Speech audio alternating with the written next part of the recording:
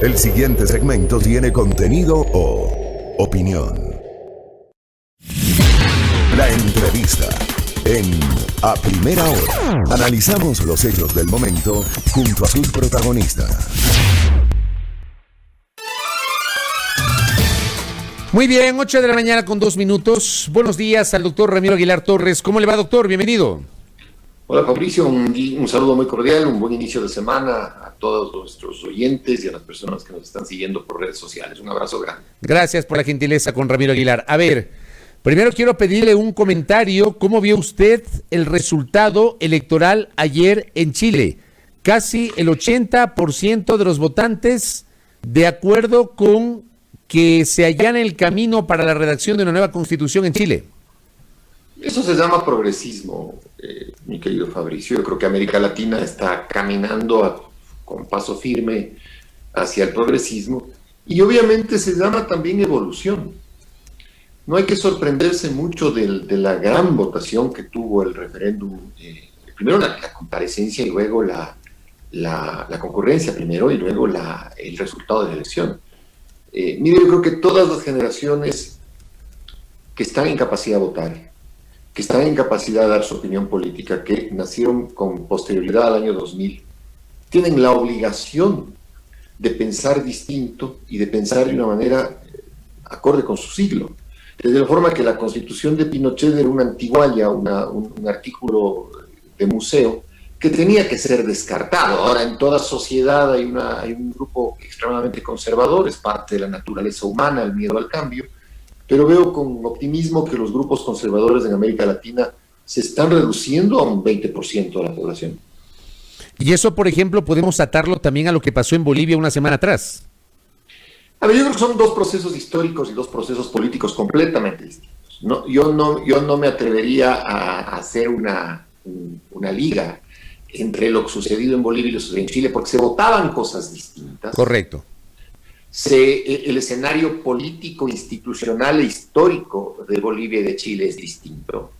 Y Bolivia venía además de un golpe de Estado y de una usurpación del poder y de una persecución a los militantes del MAS con un acento muy fuerte en una posición muy clara de los Estados Unidos.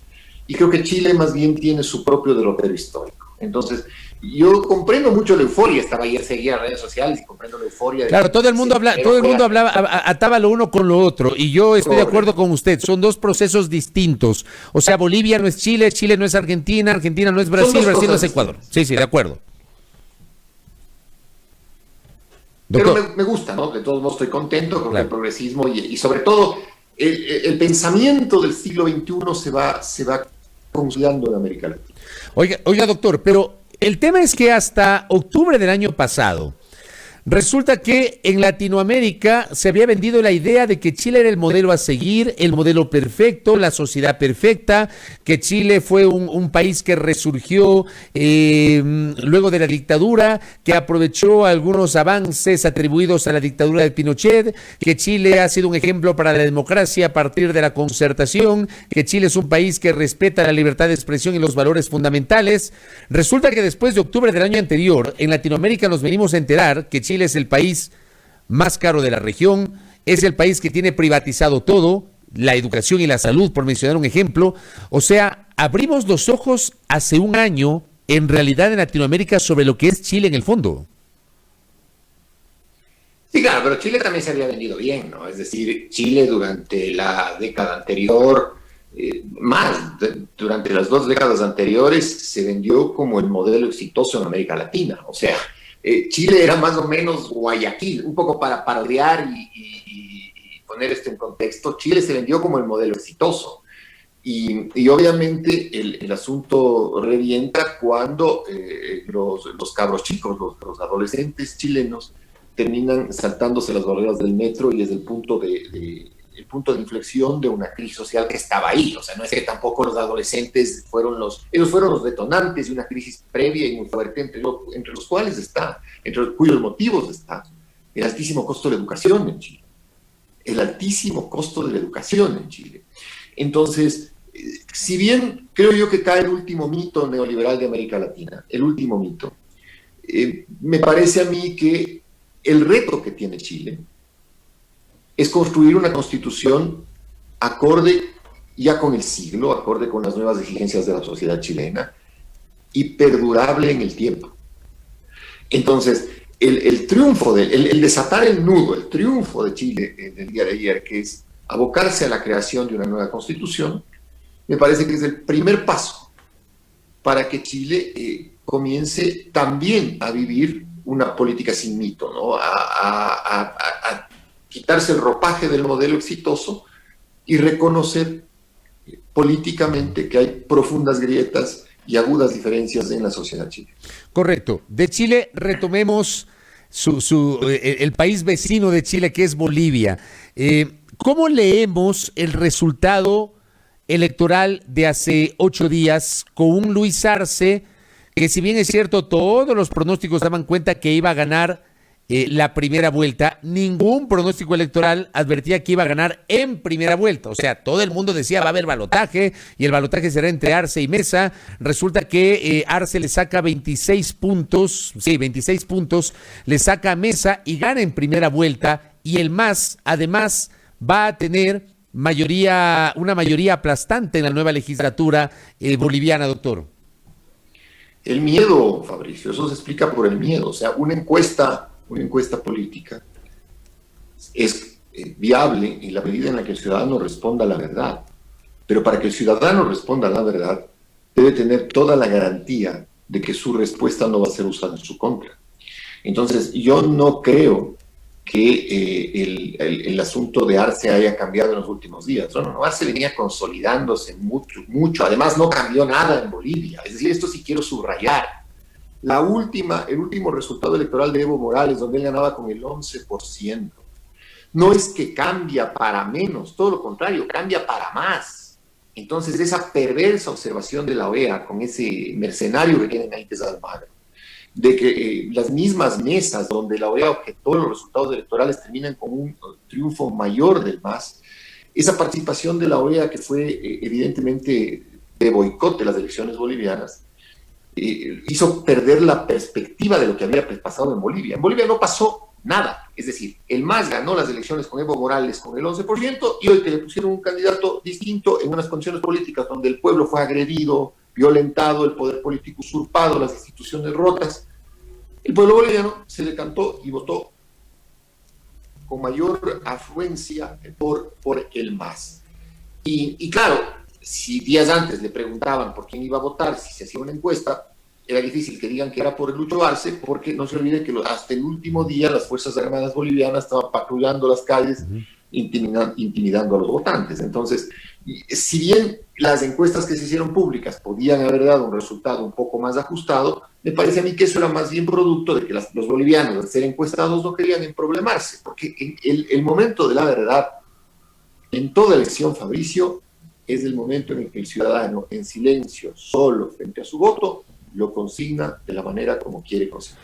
Lo que ha pasado en Chile, que es una cosa, y en Bolivia, que es otra cosa, yo insisto, estoy totalmente de acuerdo con usted.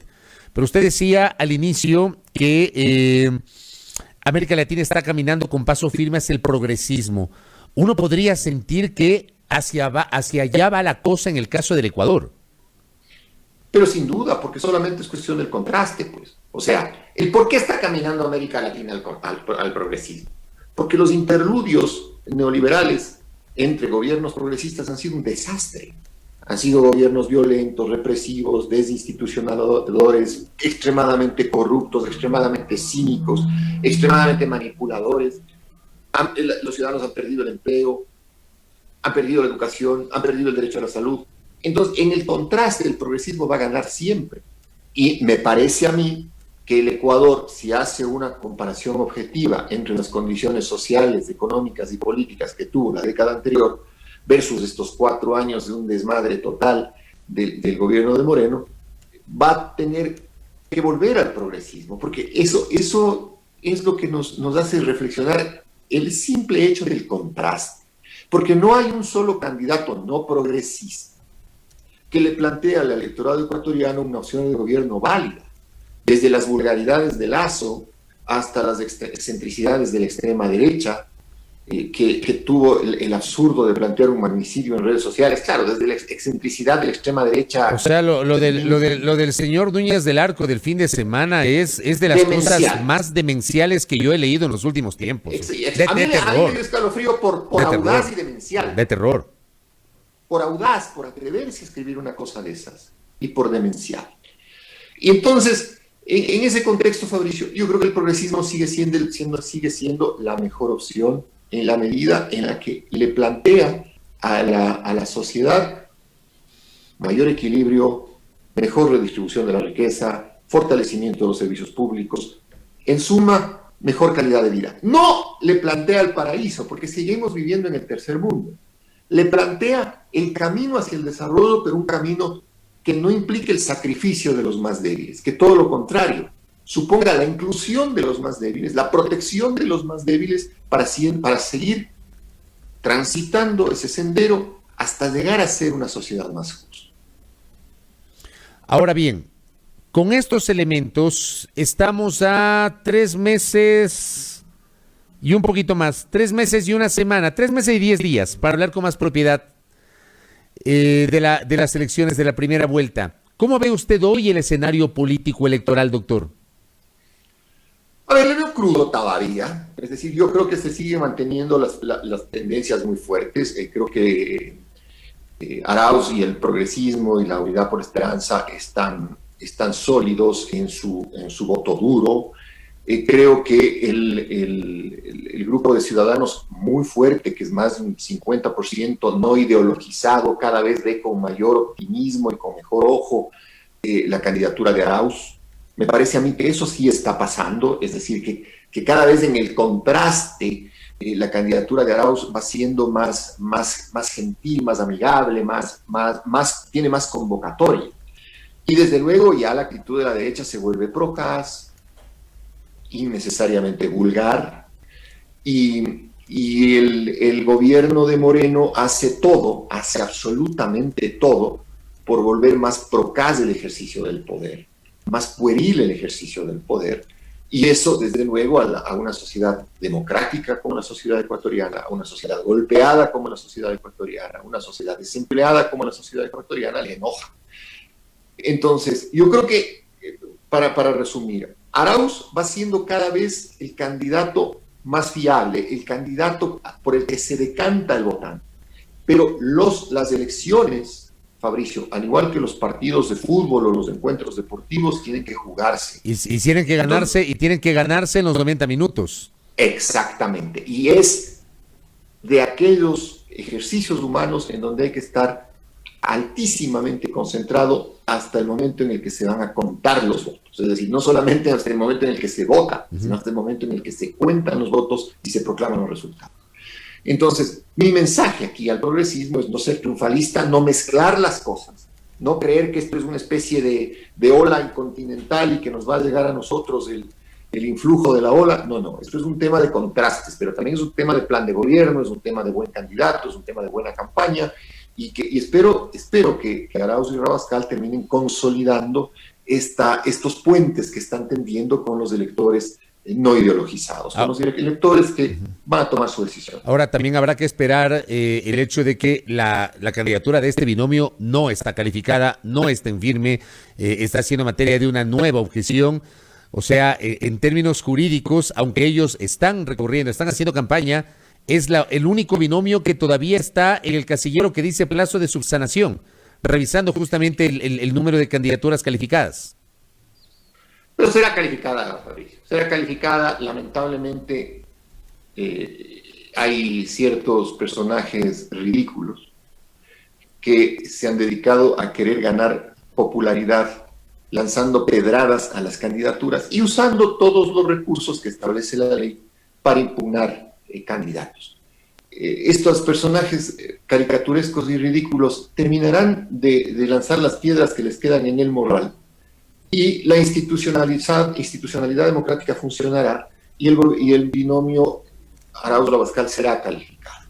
Será calificado, y estos personajes, como le digo, muy menores, muy periféricos, marginales de la política ecuatoriana, volverán a su marginalidad, con sus 3 minutos de fama, con sus 4 minutos de radio, con sus 5 disparates al aire, pero es también parte del juego democrático, es decir, no es que vamos a privarles a estos personajes marginales de que ejerzan sus recursos constitucionales. Ahí están, para eso es la democracia, y simplemente hay que tener un poco de paciencia. Pero yo tengo la absoluta seguridad, desde el punto de vista jurídico, de que el binomio Arauz-Rabascal será calificado. Oiga, hablando del progresismo, ¿usted lo ubicaría en la misma órbita a Yacu Pérez?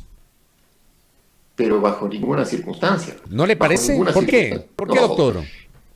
Yacu Pérez juega por la libre, como se dice en términos deportivos. Yacu Pérez juega por la libre. Yacu Pérez es un personaje que es ambiguo políticamente, que contra todo pronóstico, incluso contra las instrucciones de la CONAIE, que era digamos que el espíritu orgánico de Pachacuti, terminó lanzándose a la presidencia.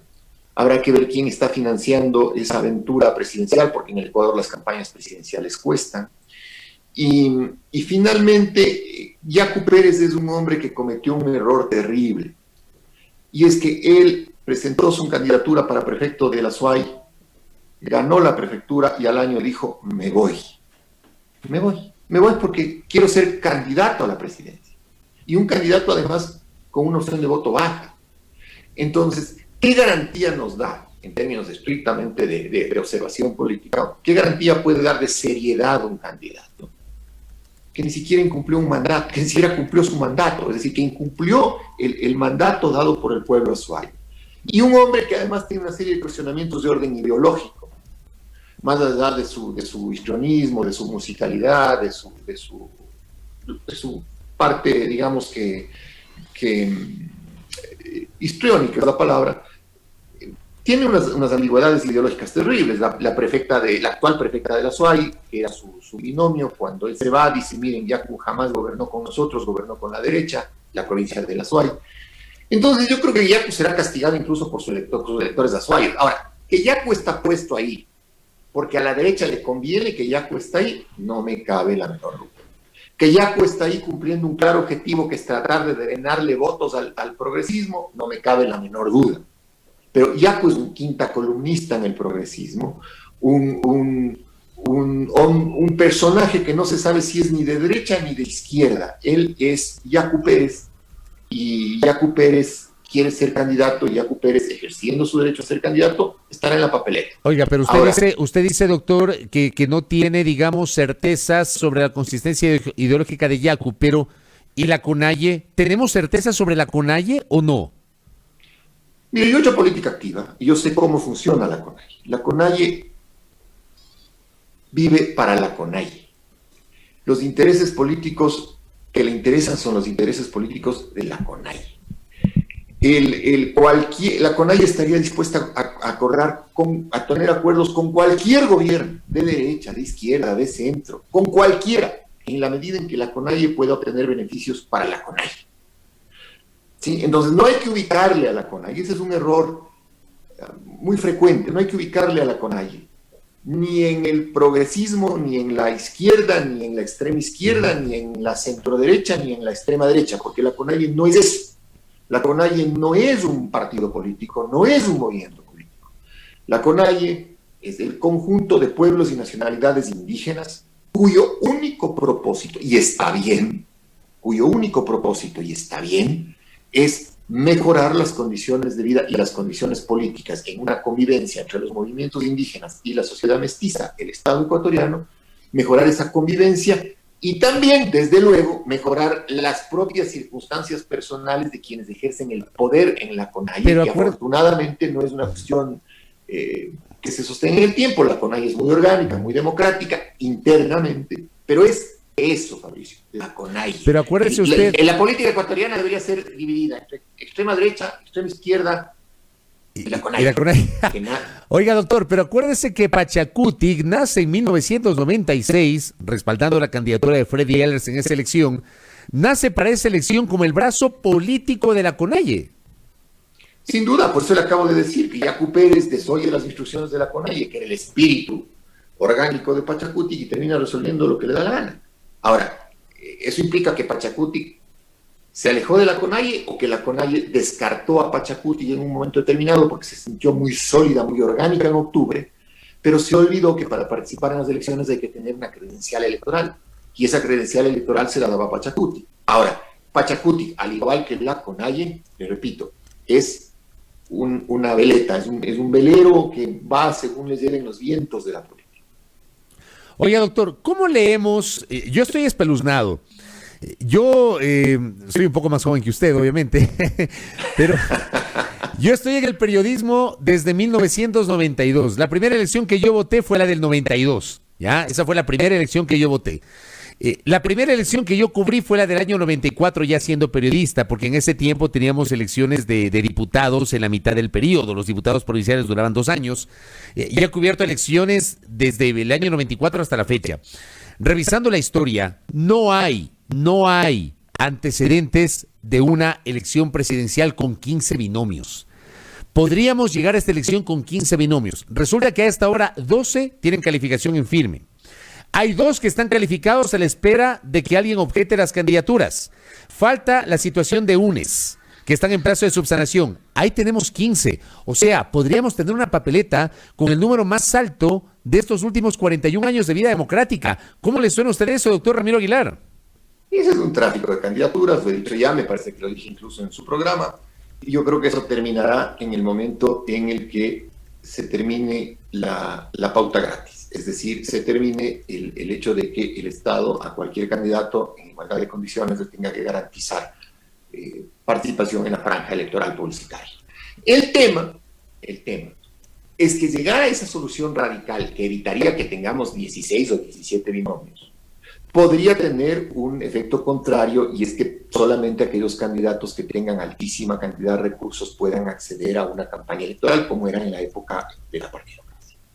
Entonces yo creo que debemos llegar a un punto medio, y el punto medio es volver a filtrar los movimientos nacionales aprobados por el CNE, porque fueron demasiados. Es decir, me parece que hasta los hermanos de Moreno tienen cada uno un movimiento nacional. Claro, el uno es Edwin Moreno, que es el líder de Ecuatoriano Unido, lista 4, y el otro Gary Moreno, que es el líder de Libertades Pueblo, lista 11. Lista 9, perdón. Claro, ahí faltó la señora, la abuelita de los Morenos, o la tía o la comadre, o sea, ese ya era un tema familiar.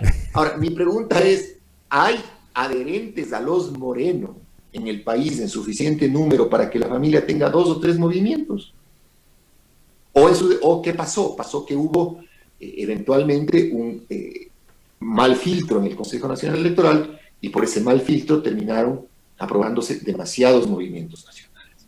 Que esta elección sirva, Fabricio, para volver a reflexionar sobre la necesidad de los filtros, de que un movimiento electoral tiene que ser un movimiento que acredite ideario, escuelas ideológicas, que acredite militancia, que acredite adhesiones, pero que no se quede en la mera firma, porque la mera firma, ¿sí?, es un indicador mentiroso que termina poniendo sobre la papeleta a 16 binomios, y esos 16 binomios terminan congestionando, esa es la palabra, congestionando la ruta a la presidencia, congestionando democráticamente, sin duda, pero que en algún momento también pueden resultar enojosos para el electorado.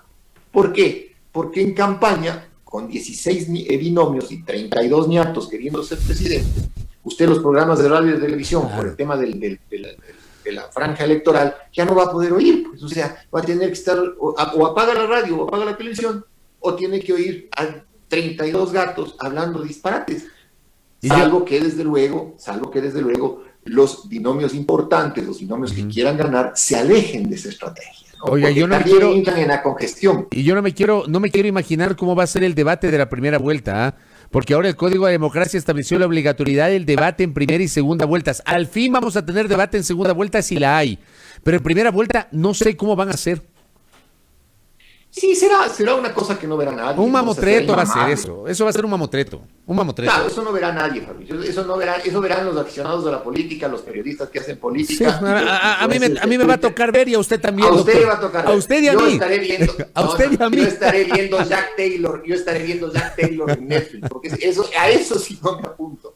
Además no van a decir nada, eso es sencillamente parte del espectáculo, de querer asomar en el debate presidencial, pensando que la gente se va a acordar de su cara, y eso en política, usted y yo sabemos, no es correcto. Oiga, Está bien, doctor, y no es verdad. oiga, doctor, le quiero leer un aporte que nos escribieron a nuestra transmisión de Facebook Live. Estamos hablando con Ramiro Aguilar, en señal de radio y también en nuestra habitual transmisión de Facebook, con una muy interesante visualización a esta hora. Adrián Fernando Maya nos escribió y dice: discreto un poco con el estimado Ramiro. Si bien Ecuador también puede hacer la misma lectura y en base a este contraste preferir el progresismo, existen variantes entre Ecuador y Bolivia que pueden que ambos no tomen la misma decisión. En Bolivia, tanto el MAS cuanto sus actores políticos principales tienen una cercanía envidiable con las bases, y esas bases sienten representación en ese partido y puede funcionar sin una máxima figura. Y quienes habían arrebatado el poder no llegaron a representar a toda Bolivia, sino solo a Santa Cruz y a las fuerzas represivas. En Ecuador, dice nuestro oyente, el progresismo actualmente sí depende de una figura que es Correa y su partido, sus bases varían mucho y no son estables. Además, la tremenda campaña que hace el gobierno y los políticos actuales contra el progresismo sí surge efecto en el votante promedio, porque la mayoría de los votantes guían su decisión en base a lo que digan los medios. ¿Qué le parece a usted esta reflexión del oyente, doctor Aguilar? A ver, es una linda reflexión. A mí me gustó, por eso se la leo. Sí, es una linda reflexión porque además nos permite dirigir el debate a tres cosas que a mi gusto son fundamentales. Primero, yo creo que hay que evitarnos caer en el error de que los grandes medios corporativos son encausadores de votos. Y les digo por qué. Porque el ciudadano vota de acuerdo a su realidad, a la realidad suya, a su realidad individual, de su familia, al desempleo, a la falta de acceso a la educación, al hecho de que se le murieron familiares en el COVID por falta de salud pública, al hecho de que no puedas hacerse una prueba PCR contra el COVID en un establecimiento de salud pública y tiene que pagarla en el sector privado. Entonces, la votación es el resultado no de cómo se induzca el voto en los grandes medios corporativos, que yo coincido con el oyente, será una campaña de construcción del candidato neoliberal, pero absoluta. Pero no se vota así, no se vota así. La segunda cosa es, si bien Correa sigue siendo la imagen fuerte del progresismo, en el momento del T, el candidato es Arauz y el programa de gobierno es el que va a ser motivo de análisis por el votante. Entonces, por eso yo les decía, Arauz al inicio de la entrevista les decía, Arauz tiene su voto duro, que es el voto, digamos, del correísmo duro, pero eso no alcanza. Arauz y Rabascal tienen que seducir, en el mejor de los términos, al 60% de la votación ecuatoriana que no tiene ideologización, y para eso tiene que plantearle empatía, tiene que plantearle un plan de gobierno, y desde luego también está la figura de un gran planeta en política, que es Correa, en la fuerza planetaria, pero me parece que estamos quizá volviendo a cometer el error de pensar que Correa está en la elección. Correa no está en la elección, Correa no será votado, en la elección está Arauz, está Rabascal, está sí el progresismo, y el progresismo es el que tiene la responsabilidad de pelear ese partido hasta el último minuto. Y la tercera cosa es el hecho de que el progresismo no tiene la elección ganada. Cuidado, yo estoy en eso, concuerdo también con el oyente. Por eso le decía, Fabricio, la elección tiene que ser disputada hasta después de cerrados los escrutinios y durante el conteo de votos. La elección tiene que ganarse. El electorado ecuatoriano tiene que entender que hay que votar por un plan de gobierno, por un grupo de gente que tiene claras las políticas públicas. Pero hay que ganar la elección. Ahora, que sin duda lo que pasa en Chile, lo que pasa en Bolivia, anímicamente insufla positivismo, pero sin la menor duda. Pero el positivismo es una cosa emocional. La cuestión de ganar la elección es una cosa objetiva y material, y hay que hacer. Doctor, en 30 segundos, porque se me terminó el tiempo, estamos a puertas de la elección en Estados Unidos. ¿Trump o Biden? ¿Cómo le ve? Trump. Yo creo que ganará Trump. Trump ganará. Biden es un muy mal candidato, porque también no hay que olvidarse de que para ser presidente de cualquier país hay que tener un buen candidato. Y Biden es muy mal candidato. Y Trump sigue lanzando fuegos artificiales, ¿no? Sigue lanzando fuegos artificiales. Entonces, dolorosamente, porque creo que de alguna manera estamos dentro del área de influencia de los Estados Unidos y también recibimos el coletazo, pero creo que Trump ganará la elección. Espero que me equivoque, espero que usted me pueda decir Se equivocó Ramiro, ganó Biden, enhorabuena, pero si me pide mi opinión en este instante, no.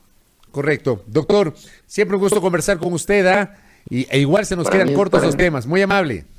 Para mí es un placer. Gracias. Buena mañana y una buena semana. Muy gentil. Ramiro Aguilar Torres, qué interesante charla. Muy interesante, hablando sobre política local, política latinoamericana, lo que está pasando en Estados Unidos. Interesantísima charla para el debate público.